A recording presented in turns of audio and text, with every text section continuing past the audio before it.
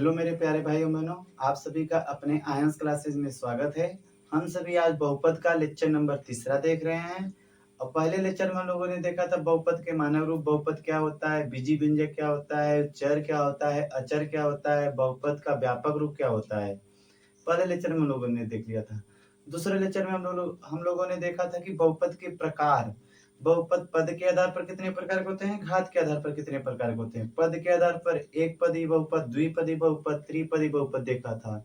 इनकी घात क्या होती है, इसमें पद कितने होते हैं ये भी देखा था। और घात के आधार पर एक घाती बहुपद जिसे हम लोग क्या कहते हैं, रैखिक बहुपद। द्विघाती बहुपद जिसकी आकृति क्या होती है, परवलयाकार। और रैखिक बहुपद है एक घाती बहुपद की ग्राफीय आकृति क्या होती है, रैखिक होती है।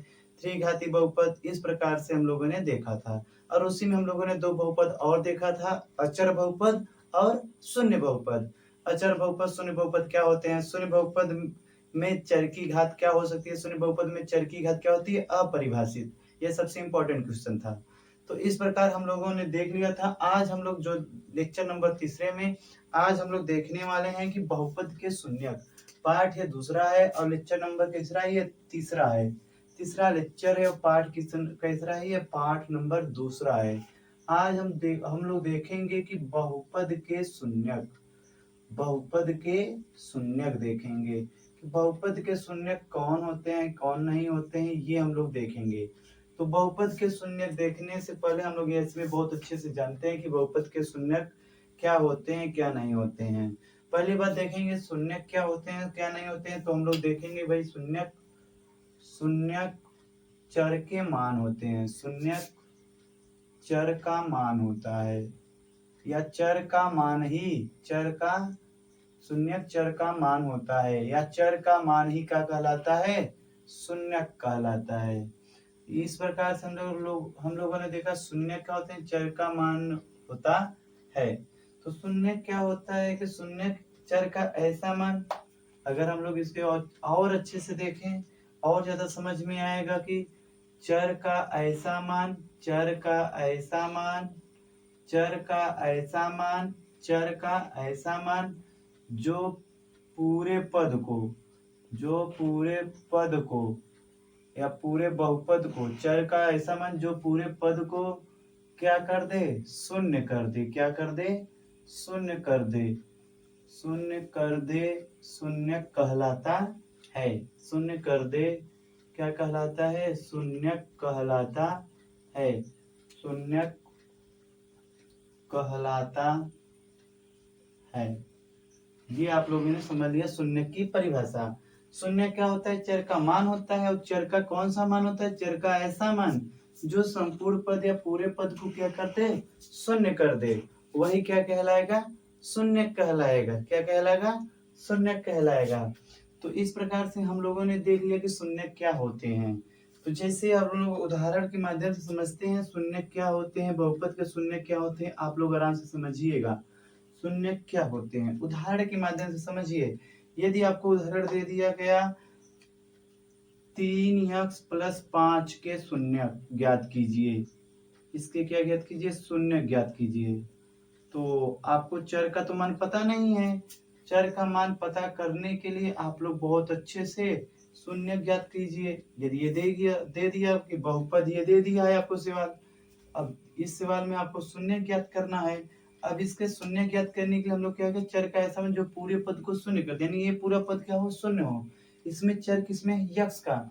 यक्ष की वो कौन सी वैल्यू है जो इस पूरे पद को जीरो कर देगी। तो हो सकता है हम लोगों को कुछ वैल्यू पता हो, कुछ वैल्यू ना पता हो।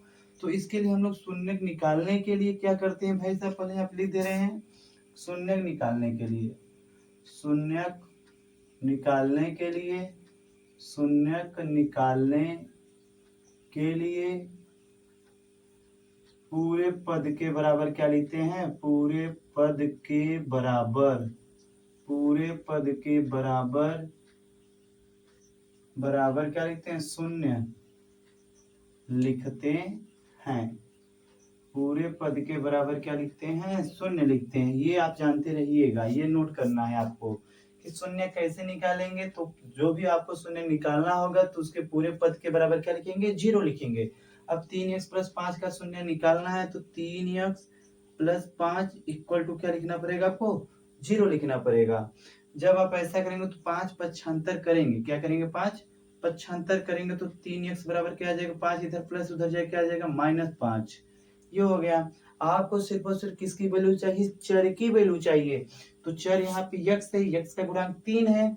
अब ये गुणा में है, इधर आगे क्या आ जाएगा, भाग में आ जाएगा, तो x बराबर -5 बटे क्या हो जाएगा, 3 हो जाएगा। क्या हो जाएगा, 3 हो जाएगा। x बराबर कितना हो जाएगा, -5 बटे 3 हो जाएगा। एक बार फिर से हम इस उदाहरण को समझते हैं। जिससे आपको दिया है 3x + 5 के शून्य ज्ञात कीजिए। पहले आपको पता होना चाहिए कौन सा बहुपद है, रैखिक बहुपद है, क्योंकि इसकी घात कितनी है, 1 है, तो रैखिक बहुपद है। तो इसका शून्य निकालने के लिए 3x + 5 बराबर हमने क्या किया, 0 किया। तो 3x बराबर -+5 उधर जाएगा, क्या हो जाएगा, -5।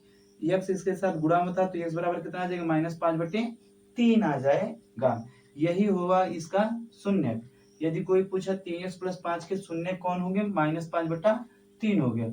अगर नहीं समझ में आया तो चलिए हम लोग जांच करते हैं, देखते हैं होगा कि नहीं। तो जांच क्या होगा भाई साहब, यहाँ पे देखते हैं हम लोग जांच। जांच क्या करेंगे, ये x की वैल्यू इसके स्थान पर रख देंगे, x की वैल्यू इसके स्थान पर रख देंगे। देखेंगे ये पूरा पद 0 होगा कि नहीं। देखिए आपने क्या पढ़ा है, चर का ऐसा मान जो पूरे पद को शून्य कर दे शून्य कहलाता है। तो आपका सवाल था 3x + 5, क्या था सवाल था, 3x + 5। अब x बराबर क्या रखने पर, x बराबर कितना आया है आपकी वैल्यू, आपकी जो वैल्यू आ रहेगी वो रखेंगे आप। x बराबर कितना है, x बराबर -5 बटा 3 रखने पर। और x किसकी वैल्यू है, चर की वैल्यू है। चर चर में कौन आता है भाई साहब, चर में x आता है।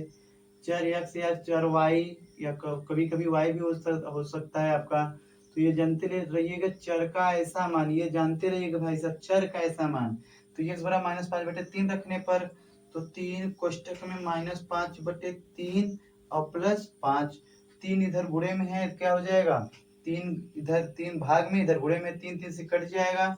तो आपका कितना आ जाएगा, -5 + 5। अब ये बराबर क्या दे देगा आपको, 0 दे देगा, क्या दे देगा, 0 दे देगा। तो इस प्रकार से आपका शून्य आ गया। जब शून्य आ जाएगा तो शून्य कौन से मान रखने पे आया, -5 बटे 3 रखने पे आया। हो सकता है हम ऐसा सोच न पाए, तो इसीलिए हम लोग पहले नहीं बताया कि कैसे निकाला जाता है। तो आपकी जांच भी हो गया, आपका शून्य भी निकल गया। तो इस प्रकार से आप निकाल सकते हैं।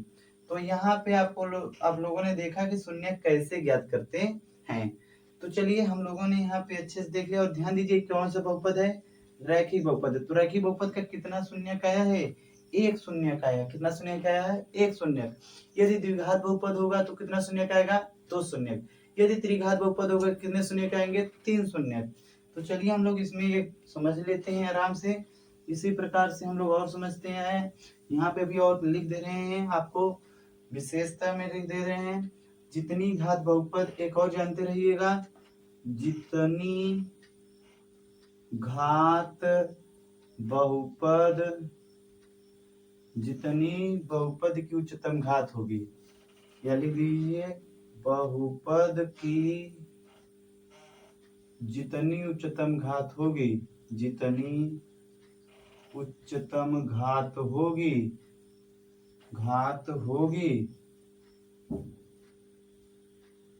उस बहुपद के उतने ही शून्यक आ सकते हैं। उस बहुपद के उतने ही शून्यक आते हैं। उस बहुपद के कितने उतने ही शून्यक आते हैं, यह भी आपको पॉइंट करना है। जैसे इस पॉइंट हम लोग किस लिए पढ़े, जैसे हम लोगों ने पढ़ा एक घाती बहुपद। कौन सा बहुपद, एक घाती बहुपद। तो एक घाती बहुपद के लिए शून्यकों की संख्या कितनी होगी, एक घाती बहुपद के लिए शून्यकों की संख्या, एक घाती बहुपद के लिए शून्यकों की संख्या कितनी होगी, उसकी शून्यकों की संख्या 1 होगी। जितनी घात उतनी शून्य। यहाँ पे हम लोगों ने क्या लिख रहे हैं, शून्यकों की संख्या, शून्यकों की संख्या, शून्यकों की संख्या कितनी होगी, 1 होगी। यदि वही बहुपद आपका द्विघाती आ गया, क्या आ गया, द्विघाती। कौन सा बहुपद आ गया, द्विघाती बहुपद। कौन सा बहुपद, द्विघाती बहुपद। द्विघाती बहुपद मतलब चर की उच्चतम घात कितनी हो, 2 हो। तो द्विघाती बहुपद के लिए शून्यकों की संख्या कितनी होगी, 2 होगी। कितनी होगी? 2 होगी। यदि अगला बहुपद आ गया त्रिघाती बहुपद, कौन सा बहुपद आ गया? त्रिघाती बहुपद। त्रिघाती बहुपद, त्रिघाती बहुपद के लिए शून्यकों की संख्या कितनी होगी? जितनी घात उतने शून्य, जितनी घात उतने शून्य। त्रिघाती बहुपद के लिए शून्यकों की संख्या 3 हो जाएगी। इसी प्रकार से अच्छा एक घाती बहुपद, एक घाती बहुपद को कौन सा बहुपद बोलते हैं? रैखिक बहुपद भी बोलते हैं। इसे रैखिक बहुपद भी बोलते हैं। एक घाती बहुपद को क्या बोलते हैं? रैखिक बहुपद भी बोलते हैं। तो इस प्रकार से हम लोगों ने देख लिया जितनी घात उतने शून्यकों की संख्या। यदि इनकी हम लोग ग्राफी आकृति पढ़े, कौन सी पढ़े? ग्राफी आकृति, जो कि हम लोगों ने आपको बताया था। इसकी ग्राफी आकृति क्या होगी? रेखी होगी। क्या होगी? रेखी होगी, एक सरल रेखा होगी। और इसकी ग्राफी आकृति यानी द्विघात बहुपद की ग्राफी आकृति क्या होगी?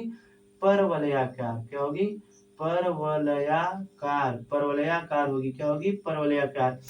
परवलयाकार है, पैराबोला ऐसे रहता है या ऐसे रहता है या ऐसे रहेगा, ये है परवलयाकार।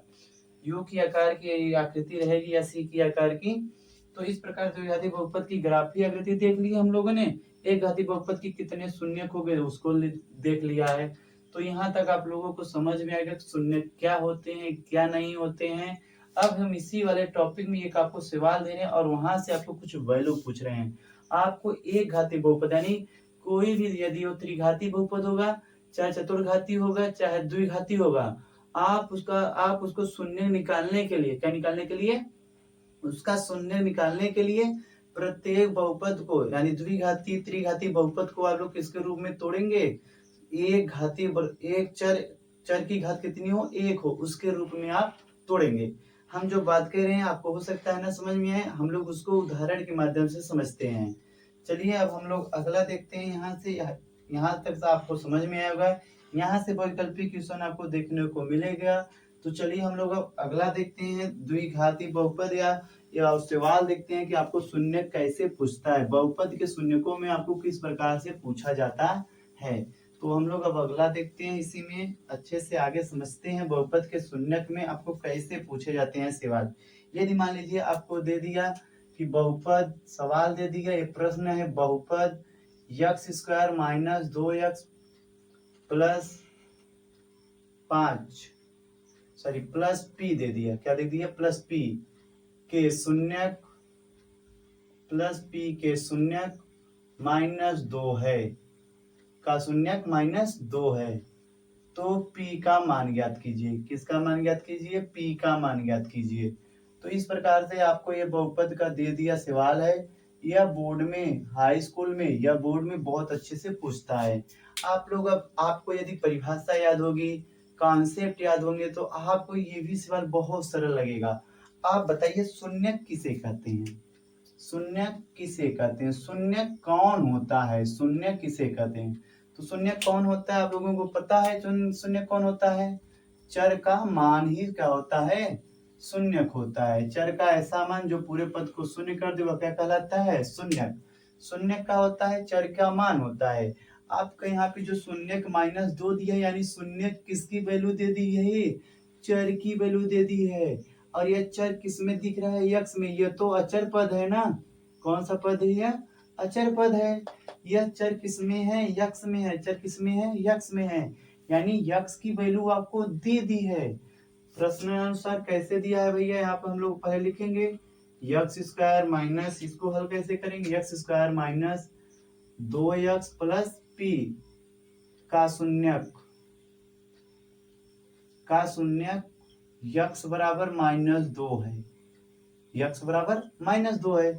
अब जहां जहां x है अब आप लोग क्या रखेंगे? x बराबर -2 रखने पर, पद में रखने पर आप लोगों ने देखा शून्य कौन होता है। आराम से अच्छे से समझिएगा आप, बहुत सरल सवाल है और यह बहुविकल्पी में बहुत ही अच्छे से पूछता है। आप समझते रहिएगा। x बराबर -2 रखने पर तो यहाँ पे -2 का स्क्वायर -2। अब x की वैल्यू कितना रखेंगे? -2 प्लस p। अब शून्य का करता है पद को 0 कर देता है तो बराबर क्या लिखेंगे हम लोग? 0। बहुपद में कब बराबर का चिन्ह आएगा? जब हम लोग शून्य ज्ञात करने लगेंगे तब। अन्यथा उसके पहले आपको बराबर के चिन्ह बहुपद में नहीं देखने को मिलेगा। तो ये आप समझते रहिएगा, ये बराबर जीरो क्यों लिखा, क्योंकि यह शून्य के पूरे पद को क्या कर देगा, जीरो कर देगा। तो -2 का स्क्वायर क्या होगा, 4, और माइनस माइनस प्लस, 2 दूनी 4 प्लस p इक्वल 0। 4 और 4 कितना हो जाएगा, 8 प्लस p इक्वल 0। अब 8 इस पार है, पक्षांतर करने पर वहां जाएगा तो p बराबर क्या हो जाएगा, -8। क्या हो जाएगा, -8। क्या हो जाएगा, -8। तो इस प्रकार से p की वैल्यू कितनी आ गई, -8 आ गई। तो हम लोगों ने निकाल लिया। यदि किसी को जांच करना हो कि हाँ देखें यह शून्य सही है कि नहीं है, तो हम लोग p की वैल्यू -8 रखते हैं पद में। तो x square -2x plus p था। p बराबर यदि -8 रखते हैं, x स्क्वायर प्लस यहाँ पे क्या आ जाएगा, -8। कितना आ जाएगा भाई साहब, p की वैल्यू -8, और तो x square -2x plus minus -8 हो जाएगा। तो x स्क्वायर -2x -8 हो गया। अब इसका शून्य क्या दिया था, -2 दिया था। तो x बराबर कितना रखने पर, -2 रखने पर, x बराबर -2 रखने पर, तो हम लोग रखेंगे -2 का स्क्वायर -2। अब x की वैल्यू -2 और -8 बराबर क्या हो जाएगा, 0। या तो 0 आना चाहिए। चलिए हम लोग देखते हैं। माइनस का square plus, minus minus plus हो जाएगा, और 2 का 2 गुणे 2 कितना हो जाएगा, 4 हो जाएगा, और माइनस माइनस प्लस हो जाएगा, 2 दूनी कितना आ जाएगा, 4 आ जाएगा, और -8, 4 4 कितना हो जाएगा, 8 -8 कितना आ गया, 0 आ गया। इस प्रकार से हमने आपकी जांच भी कर दी। हाँ, आपकी वैल्यू क्या थी, जो आई थी उत्तर वह सही है। तो हम लोगों ने देखा कि शून्य कैसे, यदि जब आपको शून्य दिया हो और किसी का भी मान ज्ञात करना हो, तो उसके लिए हम लोग क्या करेंगे। तो आपको हम लोग और उदाहरण के माध्यम से समझाते हैं और अच्छे से बताते हैं। तो चलिए देखते हैं। आप जानते रहिएगा शून्य कौन होता है, चर का ही मान होता है। शून्य कौन होता है, चर का ही मान होता है। बस अब आपको यहाँ पे ये सब वैल्यूएं चेंज रहेंगी, अलग अलग प्रकार की सवालें दिए रहेंगे। तो हम लोग देखते हैं बहुपद p कोष्टक में x बराबर mx स्क्वायर -2x प्लस 3 के शून्य 3 है, या आप लोग कुछ भी लिख दीजिए, 2 है लिख दीजिए, या सॉरी लिख दीजिए 3 है। तो किसकी वैल्यू ज्ञात कीजिए, यम की वैल्यू ज्ञात कीजिए। यदि आप कभी भी यहाँ से यम की वैल्यू पूछ सकता है आपको, तो उसके लिए अब हम लोग क्या करेंगे, सीधी बात है कि हम लोग क्या करेंगे भाई, शून्य कौन होता है, चर का मान होता है। तो आप इस पद में यम x स्क्वायर -2x प्लस 3 है, तो x बराबर क्या रखेंगे, 3 रखने पर शून्य क्या होता है, चर का मान होता है। शून्य क्या होता है, चर का मान। यानी ये जो वैल्यू दी है, ये किसका वैल्यू दे दिया है आपको, चर x की वैल्यू दे दी है। आप जहां जहां x दिखे वहां वहां मान रख दीजिए, और उसके बराबर क्या रखेंगे, 0 रखेंगे। तो यहाँ पे रखेंगे यम कोष्टक में 3 का स्क्वायर -2 कोष्टक में 3 प्लस 3, अब बराबर क्या रखेंगे, 0 रखेंगे। तो 3 का स्क्वायर यानी 3 गुणे 3 कितना हो जाएगा, 9। यम कोष्टक में 9 -2 तिहाई 6 प्लस 3 बराबर 0। 9 को गुणा यम में 9m, और प्लस माइनस माइनस, चिन्ह किसका बड़ा है, माइनस का, तो यहाँ पे माइनस आ जाएगा। 6 में से 3 गए 3 बराबर 0। आप लोग ध्यान दीजिए, जब इसका पक्षांतर करेंगे तो 9m बराबर कितना हो जाएगा, 3 हो जाएगा। तो m बराबर कितना आ जाएगा, 3/9। तो m बराबर कितना आ जाएगा, 1/3। इस प्रकार से हम लोगों ने देख लिया कि बहुपद में कोई भी बहुपद दिया रहेगा, और उस बहुपद में यदि कोई भी अचर वैल्यू या किसी भी का गुणांक में p है, m है, n है, यस है, उसका यदि वैल्यू पूछ रहा है, तो आपको यहाँ 100% श्योर कोई ना कोई शून्य जरूर दिया रहेगा। तो इस प्रकार से उसमें यम उस का मान कैसे ज्ञात करेंगे, तो उस प्रकार से हम लोगों ने देख लिया। अब ये आपका कुछ भी हो, कितने भी घात हो, कैसे भी हो, आपसे लेना देना नहीं है। आपको बस शून्य कैसे ज्ञात करना है। शून्य ज्ञात करने के लिए अब हम लोगों ने रैखिक बहुपद में देखा शून्य कैसे ज्ञात करना है। किसी भी पद के बराबर 0 कर देंगे, सीधा उसका मान ज्ञात कर लेंगे। लेकिन हम लोगों ने द्विघात बहुपद में देखा कि अभी द्विघात बहुपद का नहीं सीखा कि उसका शून्य कैसे ज्ञात करेंगे, लेकिन हमने जान लिया है कि द्विघात बहुपद में कितने शून्य होते हैं, 2 होते हैं। त्रिघात बहुपद में कितने शून्य, 3 शून्य। जितनी घात उतने शून्य। तो इस प्रकार से हम लोगों ने ये सवाल भी देख लिया जो कि बोर्ड में बहुत ही आईएमपी था। तो इस प्रकार से हम लोगों ने यहाँ पे देख लिया है। अब हम लोग बहुत अच्छे से आज के लिए इतना ही रखते हैं, बाकी आपसे मिलते हैं कल। ऐसे ही छोटे छोटे वीडियो में हम लोग एक एक दो दो कॉन्सेप्ट जानते रहेंगे ताकि हम लोगों को और ही अच्छा हैबिट हो जाए। अच्छे, चलिए मिलते हैं आपसे कल। जय हिंद, जय भारत।